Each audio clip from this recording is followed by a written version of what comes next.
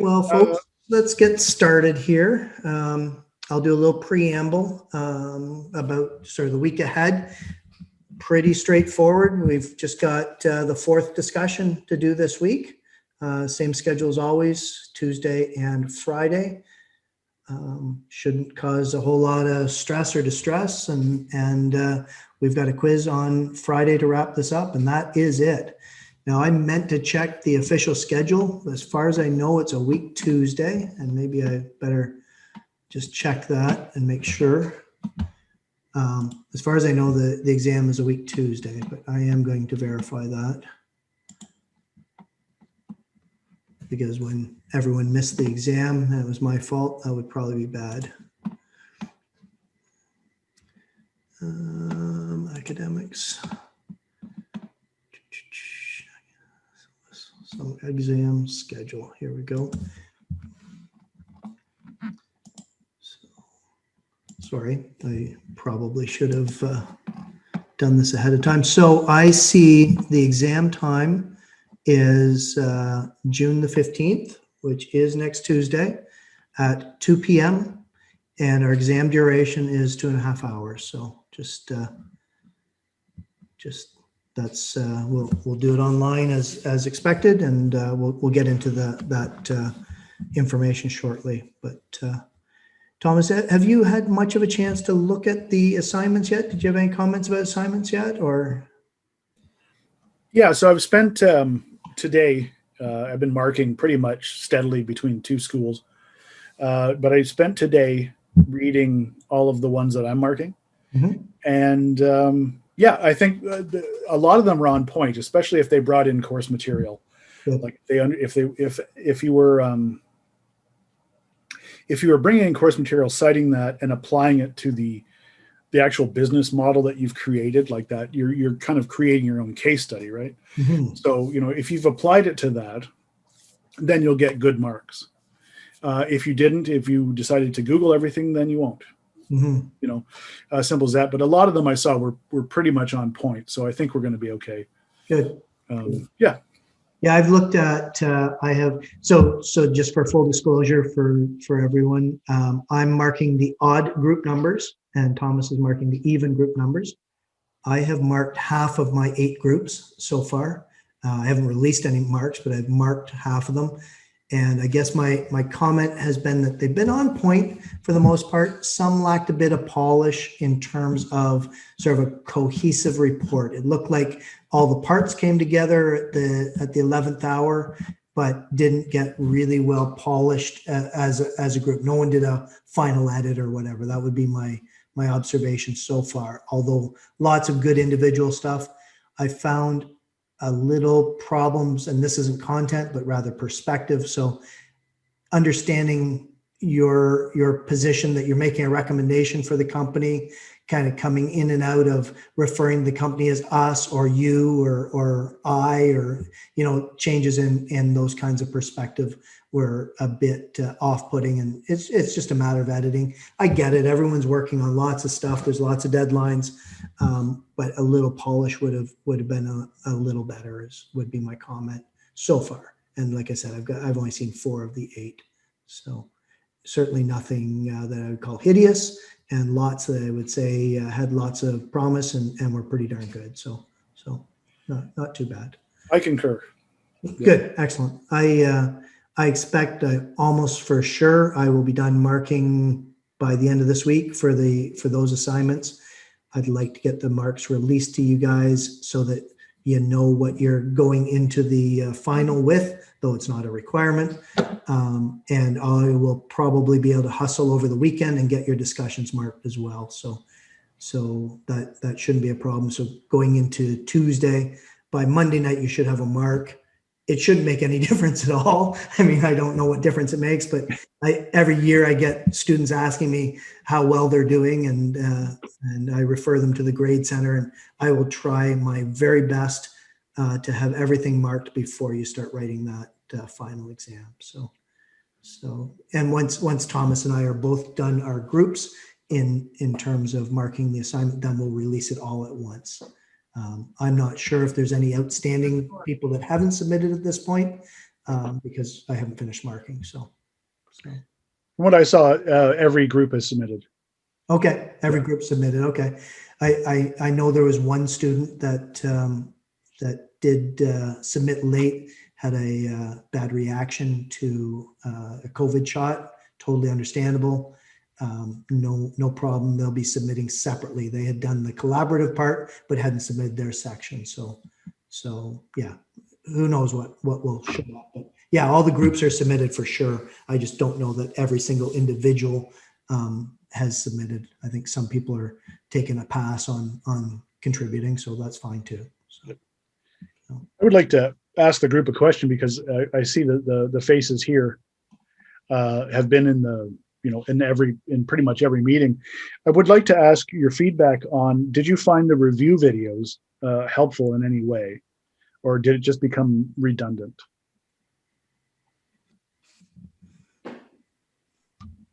I found the assignment pretty straightforward. So like really no issues from my end for it. Yeah, like I thought it was pretty easy to understand. So I think we've got a bit of a, and anyone else can chime in. I'm not trying to cut anyone off. I think we've got sort of a biased population here in that these are the students that we've seen week in and week out that are coming to office hours that presumably are looking at everything. Like I know, I'm sure Thomas, you can concur that we get questions every week of stuff that we talked about in an office hour or was in a video presentation or was in a lecture or whatever, right? So and I see that some of the feedback in the chats there as well, Thomas, for you.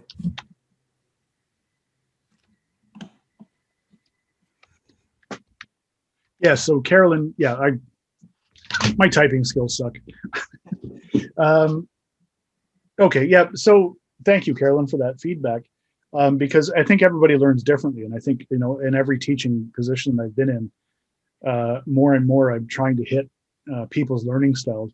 I really learn a lot from YouTube. I can hop on YouTube, like for instance, I've been getting into, or I did get into DSLR photography and video and things like that, and that's not an easy thing, right? Like there's a lot, that's a big discipline, right? To learn about f-stop and focal length and all these kind of things, and hopping on YouTube and just watching tutorials, that's the way I learn. But there's a lot of people that would much prefer, an instruction manual, and things like that. So, I enjoy doing those because I'm hoping that there are people that do both, right? They read the instructions and the rubric and you're done, you're great, you're ready to rock. But sometimes just hearing somebody say it and kind of walk through things, everybody's different for sure. So, I think Andy and I have worked really well together to give you as much of that information as possible.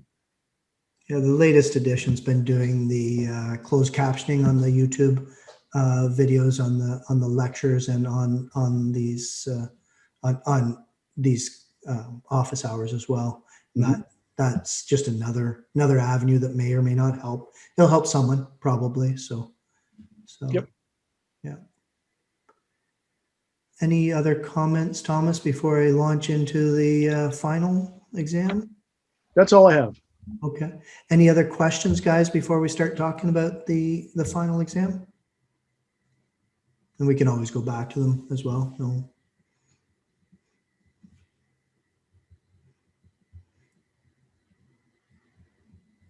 Interesting. Samantha, I see you're saying that your paper with paper and video with video in regards to learning style. Yeah, I tend to be a reader. That's how I assimilate best. That once I read something, I usually can retain it.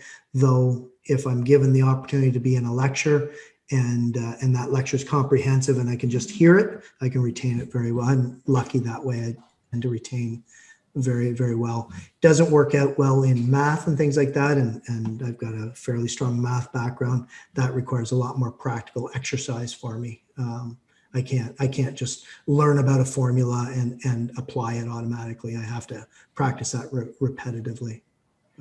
It's funny though. I am a big textbook fan. Like I teach instrumentation, which if you don't know, it's about, if you've got a process, in a factory, what are the things that are measuring, what are things controlling the process, all that kind of stuff. And like, this is the textbook we use for that course. Like, look at the thing, but I can, it's funny. I can shove that all in my head. It's funny. Textbooks for me are a great thing. If I need to learn something quickly, I like a video, like a visual thing. But when I need something that's a deep, deep knowledge, I go to the text. I don't know if that's weird or not. But. I think it's an aptitude thing too, honestly. I think so. I'm interested in whatever my topics of interest, computer forensics. I can read about that. I have a bigger attention span. I have a bigger thirst for information. Whereas maybe something else I'm not as interested in, that's a required course or whatever, that I just got to make it through. I'm just not going to absorb anywhere near as well, right? That's kind of what I thought the beauty of university was. You could get on a path, you get away from high school and you get on a path of things that you're truly interested in, right? Hopefully, and not guaranteed, but hopefully, right? So, yep. Anyways. Okay, let's talk about the final for a while. I've already said it's 2.5 hours. Now, on that note, and I'm not sure whether this pertains to people that are live here, but I'm saying it partly for the people that will watch this afterwards. If you have an SAS accommodation, I need that information. And usually there's a fair number of accommodations that I get that information, because I have to program the changes into the exam. And I only have one for this class of almost 80 people. So that seems unusually low. So if you have an SAS accommodation, and I will try and remember to make an announcement, please do whatever it is you need to do at that end that gets me the email that notifies me to make that adjustment for you. Okay, so that's obviously very important before next Tuesday.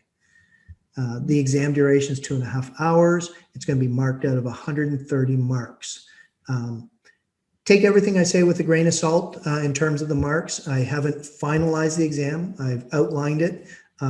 It's going to be something very similar to what I described.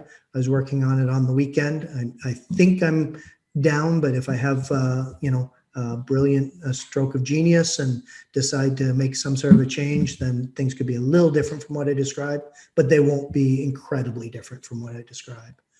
The exam is a 3-part exam. So the first part is multiple choice. And as of right now, that's looking like it's going to be 60 marks. So 60 multiple choice questions, multiple choice and multiple answer questions.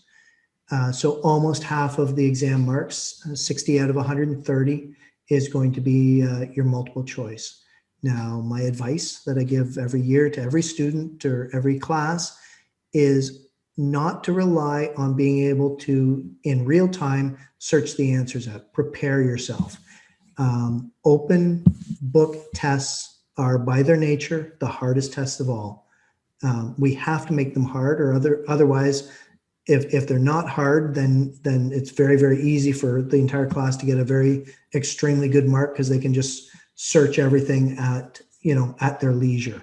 So you need to do the studying that you would normally do if you weren't going to have an open book source. Don't rely on being able to Google or search through the text for the answers. Having said that, do check your answers that way. Do verify that what you've done is correct. The questions, you'll be familiar with some of them. They're from the same pool as your quizzes. So we've done quizzes each and every week. You haven't seen all the questions individually, and everyone wrote a different quiz. So overall, they'll be drawn from that pool, and there will be 60 of them.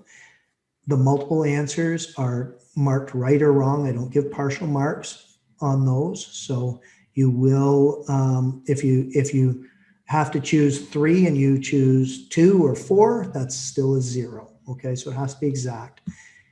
Read the text carefully if you're comparing the answers to the text, because I sometimes throw in a little hook if you're not paying complete attention.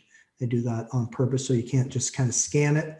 I want you to actually assimilate the information. So my advice is to study for those by reading through all the chapters and studying all the chapters so that at least you know where to find it. And then my technique for if I didn't know an answer is to find a unique word or concept or phrase and do a keyword search through your textbooks for that. Okay. I guarantee to you that all of those questions come directly out of the two texts, and because I wrote every one of them. So I've gone through the chapters and I've written all these questions, and most of them are word for word or darn close to word for word. So given that there's 60 marks and the total exam is 130 marks, I personally usually allot about a minute per multiple choice. That'll give you an awful lot of time to get the rest done. If I was going through sequentially, I'd do the multiple choice first, and then I would get into the short answer and scenario questions. We'll talk about them in a second. And then I'd come back to the multiple choice if I had extra time at that point. So that's part one, 60 marks of multiple choice. Part two are 2 short answer questions. So they are 10 marks each, so 20 marks total. And that's an essay. That's an essay answer. Now, I call it an essay answer. It's more a short answer. Please feel free to use point form. It makes us as markers happier. We don't have to wade through a lot of verbosity and try and get to the point that you're trying to get around to. If you're told, for instance, to list or to list and describe, then I would just do it point form. If there's 5 things that you need to list, bang them out, 1, 2, 3, 4, 5, and beside each one, do the description. So read the cues in the question. And I know this is a 3rd-year course, but I just like to go over this sort of stuff. If it says list, you don't have to do anything but list. It's that easy. If it says describe, you need to spend, like put some verbiage after it to explain the concept or whatever it is in the list. I will often in these short answers have multiple questions. So each one of those questions, like I may have, just like the discussions, you've seen my style of questioning in the discussions. You see that sometimes there's 2 and 3 different questions. Make sure that you answer them all so that you can get full marks on it. Key concept here is, and it says right in the exam, in your own words. Copying and pasting from the text, from Google, from anywhere else is totally unacceptable. Okay, so you need to phrase it in your words. I should not be able to Google those words or know those words came straight out of the text. And if you do choose to do that, that is an academic integrity violation.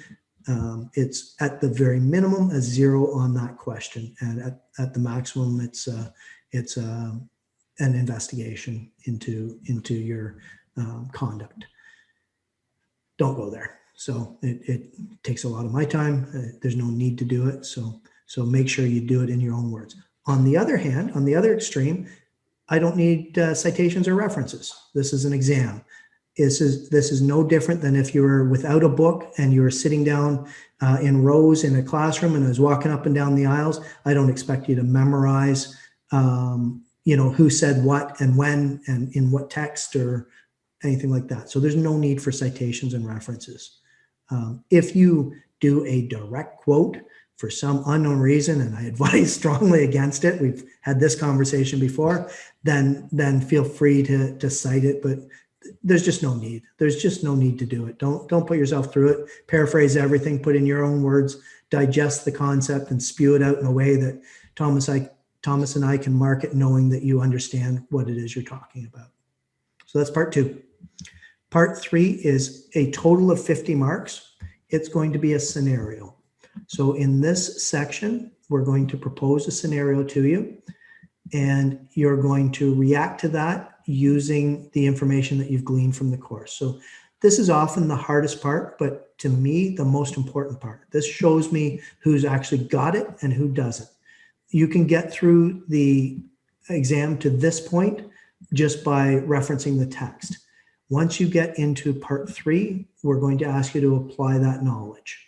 I don't really have an example to give you, but it'll be a series of questions, some with a single mark, like a multiple choice reaction, some very short ones, and some longer essay style. Again, point form works. Essay style questions that you'll have to do some analysis. So it's really astounding to me when you get to the end of the course, how easy it is to differentiate the people that did the work and got it, and versus the people that have just kind of floated through, just keyword searched for the quizzes and kind of cut and pasted for the discussions and didn't really get into it. But the way to prepare for this is to think about themes in the course. We've got several themes, things that we've talked about, things that we've emphasized through the course. Those are the kinds of questions that I would ask in a scenario question. It'll be one scenario that's proposed at the beginning, and then all the rest of the questions will refer back to that scenario. So take your time, read it, understand it. It won't be that complex, but it will allow you to apply yourself in some manner as an online marketing professional. Any questions about anything that I've said? Anything I've missed? Anything that you need to know about the exam?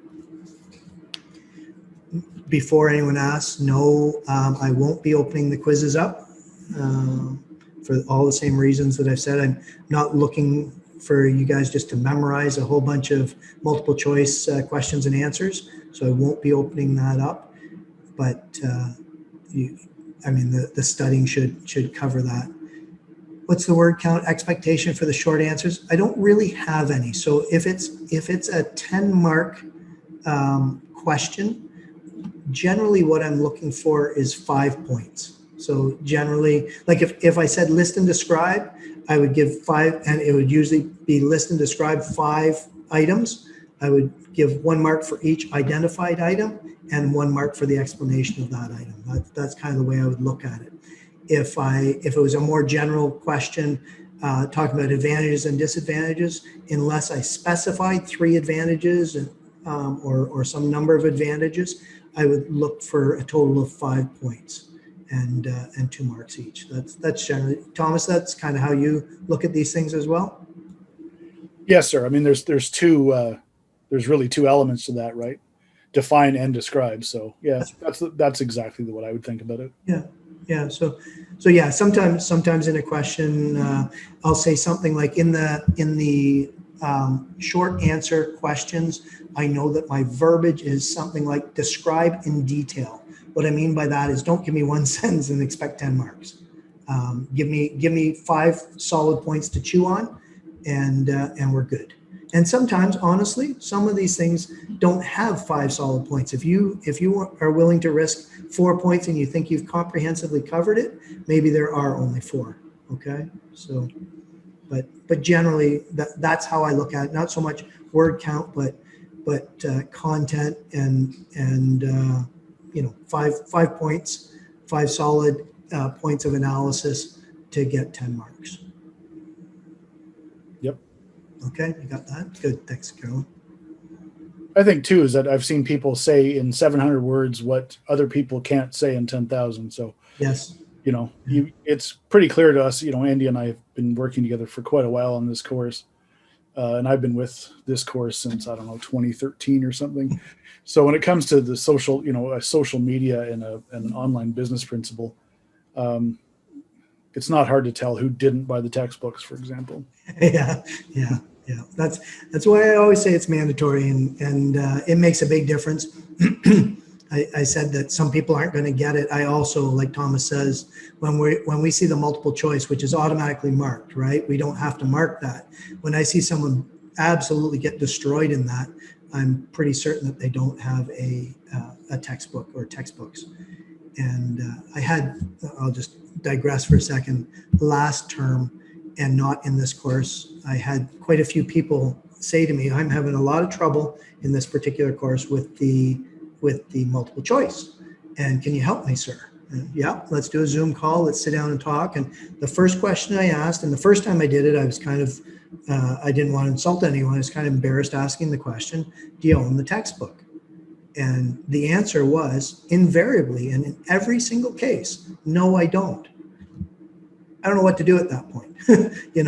That's where the answers are, guys. And I'm not talking to this class or the people that are watching this, because I strongly assume, just based on the marks and how well people have done in quizzes and stuff, that most, if not all, people have a textbook. It's worth stating that joining a chat group or otherwise group performing the exam is prohibited. We may or may not ever figure it out, but it is unethical, and please don't do that. That would be my comment to that. It's not that it's not something that many of the professors are experiencing, and I have a colleague, for instance, that was talking to me. It's a large class that he had in a different term, and not this class again. 32 people copied the same wrong answer off of a group answering website. So that's fantastic. So what he is stuck doing is 32 academic integrity and violation investigations, and those people can get as bad as a 0 in the exam. And if they've ever had any other integrity, they will be ejected from the school. So I'm not trying to threaten anyone. I just letting you know this is the atmosphere that we work in when we don't have invigilators for exams, and I can't wait to get back to that. But please have the integrity, the personal integrity, to do the exam on your own. And I'm sure anyone that's listening to this, that's taking the time to listen to this, has done enough work that they're going to do just fine on the exam and earn every mark, as opposed to cheat their way to whatever result. So, I feel like I was on a podium there for a second. It's just something I feel strongly about. I wouldn't have ever considered, never have considered cheating on a test or exam in my life, and I see that's not the common, or that's not as common as it once was. So. Sorry, I have a question. Sure. About the multiple choice questions. So the main problem that I had with the previous quizzes was about the multiple answers. So, Yes. and the problem is that, so sometimes you just paraphrase it. We need to just go through the whole chapter to just find, that all the applied, that the answer. So the problem is that, for example, in each quiz, we had around, I think, 6, 7 those kind of multiple answer questions. So, for example, in most of the quizzes, I just got the 17, 18 correct answers. But the problem is that I do not know that which one was, the incorrect. That's right. So, is there any way that we could know the answers for those kind of, that multiple answers before the final test, or? No, the position that we take is that this is a testing mechanism or a testing tool for us, and not a learning tool for you. Like I said, I'm not looking to have people memorize. I am just testing your comprehension of the material. So the practical reason is there's not really a ton of content to these chapters. I mean, you saw how much reading it was. It wasn't, I don't believe, overly onerous, even with 4 chapters to read in a week. Sometimes that was only 15, 20 pages per week, even though we're working at double the pace that we would during the year. So there's just not that many questions for me. So my pool of questions is relatively shallow. And if I start releasing the answers, what happens is pretty soon the class has assimilated the entirety of all those questions, and I might as well just give everyone a 60 out of 60 on the multiple choice, because everyone knows every question and every answer. So my advice, and I picked up on something you said, that you might have to go through the entire chapter. That's not really true in terms of those multiple answer questions at all. Typically, they're all in a paragraph or in a subsection. And if it spans several pages, if you look at the bolded sections, that like just the title part, the title part that's bolded, that's usually where the answer is. So it's usually contained in a paragraph. Honestly, once you find the right paragraph, the answer is contained in a paragraph. You don't have to go from page 3 to page 7 to page 9 and 12. That's not how I design the questions. I design them like I found a paragraph or a section that dealt with a theme, and they'll all be right in very, very close proximity. So that may help. That may clarify things a bit for you.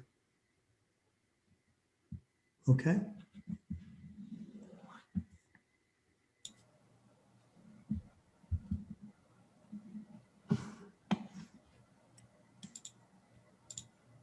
So I see your comment, Samantha. Sort of scrolled away from me there for a second. How will you know if it's wrong? You won't know. How will that affect us?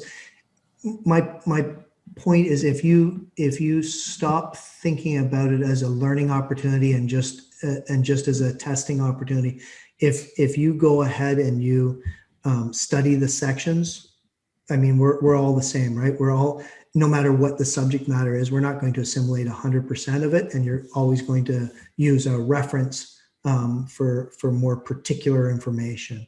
So just go ahead and study the sections, and then when you come to the question, especially like I said, it's 130 marks. We've got 150 minutes. You've got more than a minute per mark to go through these things. Go back and just check and just carefully read the section if it's not incredibly apparent to you. I would always have a piece of paper beside me, or whether it's a virtual notepad or a notepad, just noting the questions that I want to come back to and just look at before. I never understand, or I seldom understand people, like we see how long it takes. So this is a 2.5-hour exam.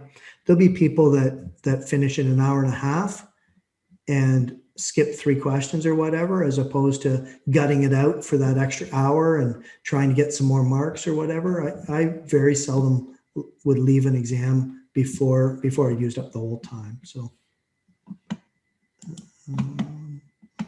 yeah, I'll need every last second. Yeah, and unhappy face. Well, I've honestly tried to make this so it will take up a bunch of time.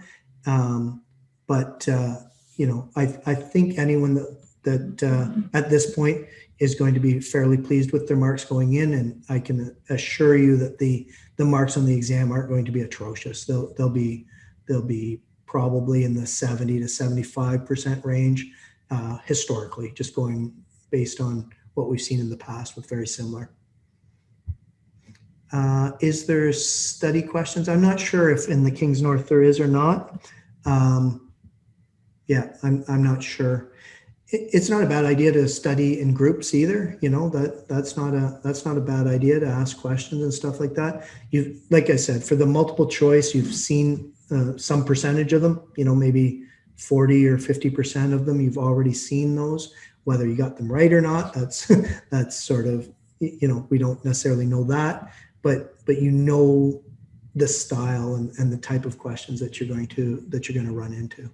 So, and double checking and triple checking, yeah, that's you might as well squeeze out every mark that you can. We do try and go through and be sort of optimistic. If you give us good information to work with, then there's no doubt. But we kind of comb through whatever's in front of us and try and get the marks that we can out of it. For me, when I'm marking, if I see someone that sort of does the shotgun approach and puts a whole bunch of information down and they start putting some incorrect information down, then I start deducting marks for that. That's how I look at that. If, for instance, I ask for 5 points or 5 described points and someone puts 7 down, I've got a couple options, either to look at the first 5, which sometimes is the approach, or to make sure that all 7 are accurate, deduct marks if they're not. So if 5 are asked for, put 5 down. Think about what your best ones are. You can always edit. You know, you can take out points. Put the stuff that you're most confident down. No word count expectation at all for the essay part of the last question. Not at all. Just content. Like Thomas said, sometimes I love reading someone that succinctly hits it, and it doesn't look like they could possibly get all marks, and they've actually covered everything in a very concise way. That's incredible writing.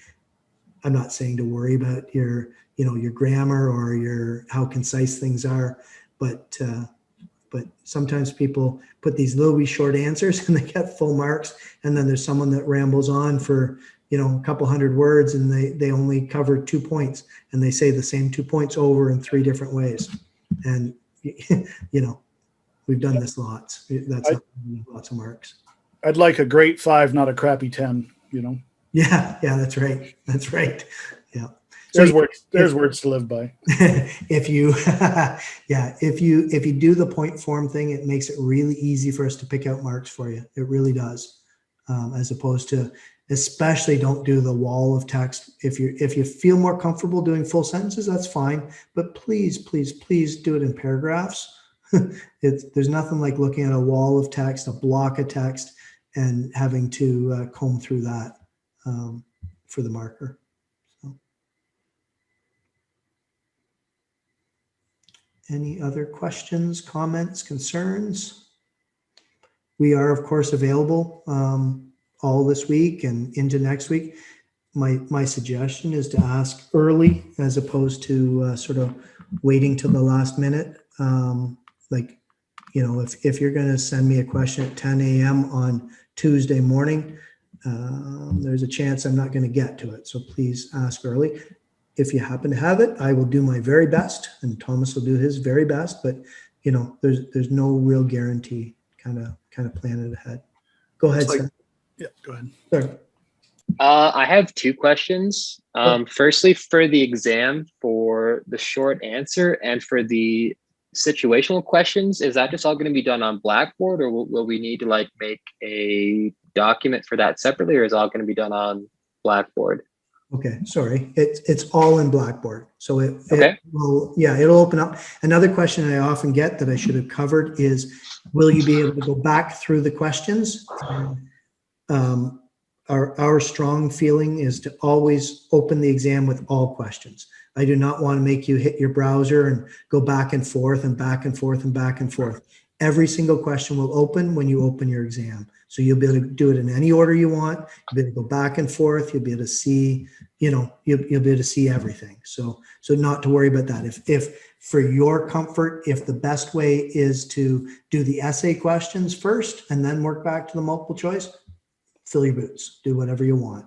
I don't understand why, speaking to Carolyn, I don't understand why anyone would do that and for one thing, every time you refresh a page or every time you go to a new question, your internet has to be working. Whereas our way, as long as your internet works at the beginning and when you go to submit, you're good, right?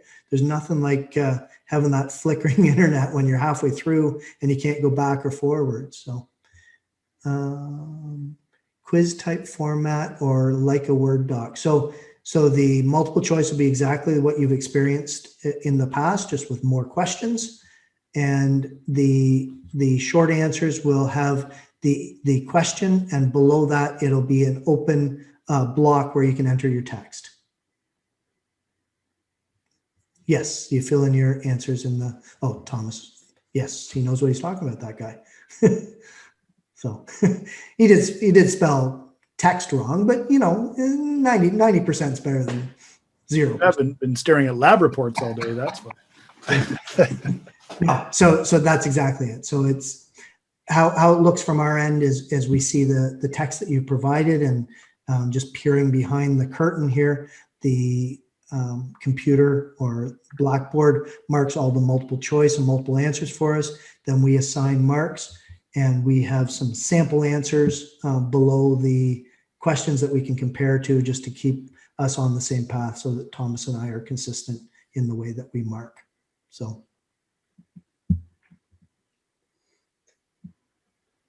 if Blackboard shuts down, yes. So what happens in the case of Blackboard shutting down or other technical difficulties is you reach out to the IT helpline.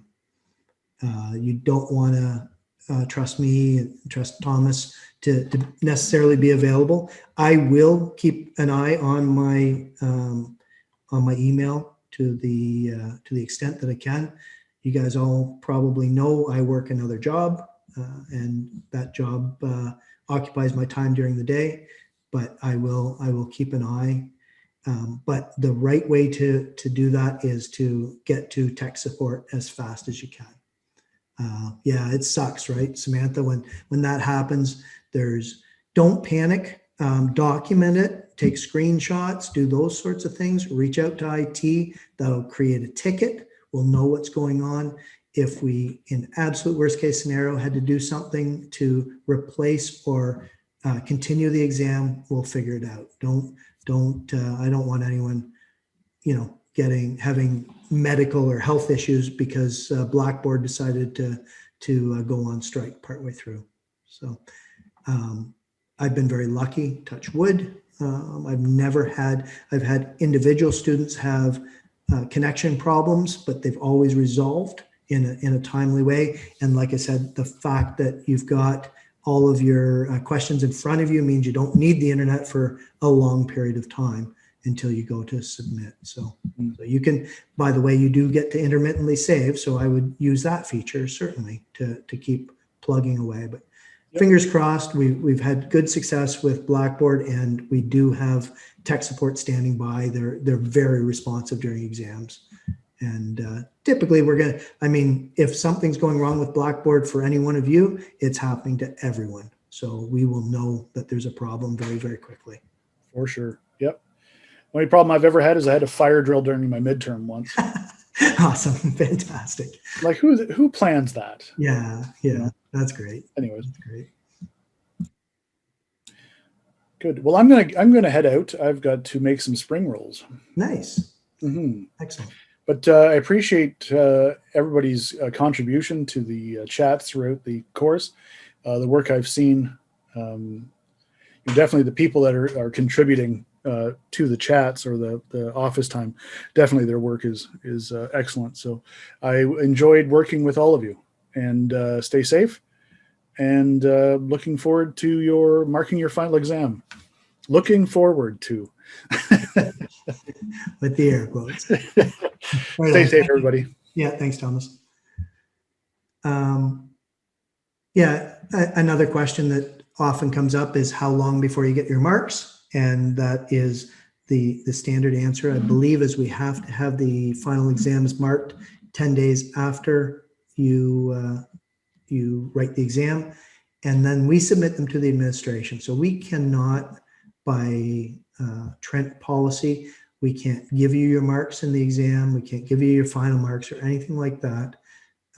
It's a matter of we submit them to the administration, or I submit them to the administration, and then typically within a day or two they're approved, and they appear in your Blackboard, in your My Grades at that point, or in your My Trent at that point.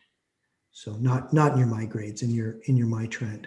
So we will never release through Blackboard your final marks.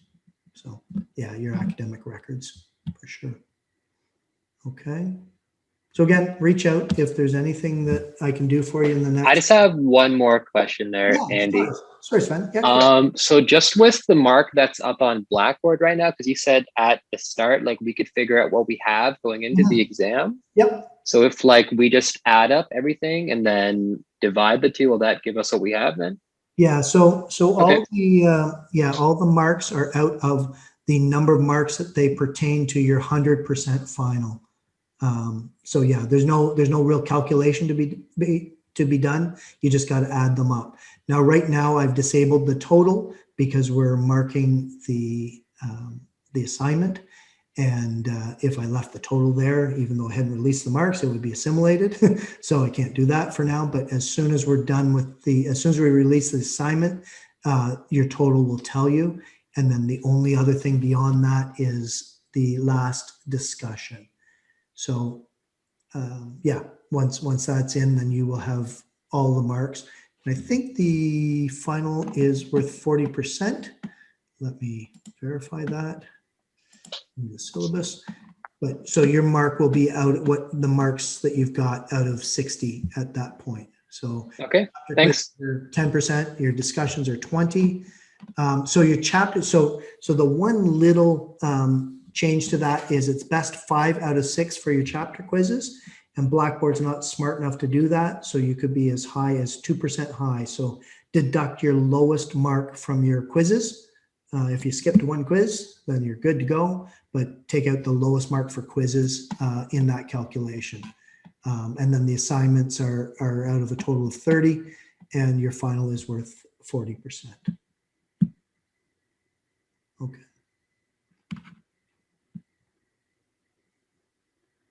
I think I've run out of things that I wanted to say. Again, have a good week.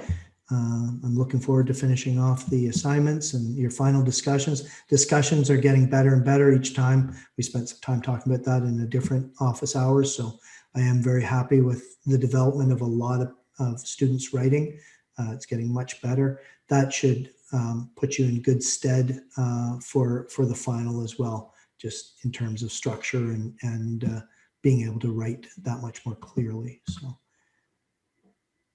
If you don't have any questions, feel free to drop off. I will, of course, post this in the next half hour or 3/4 of an hour, and you can review it and reach out to me as you need me. Thanks very much, and have a good summer. Those of you, especially those of you that don't have any more courses to go, good luck on the future courses for the rest of the summer for those of you that are taking on more courses. Thanks very much, guys.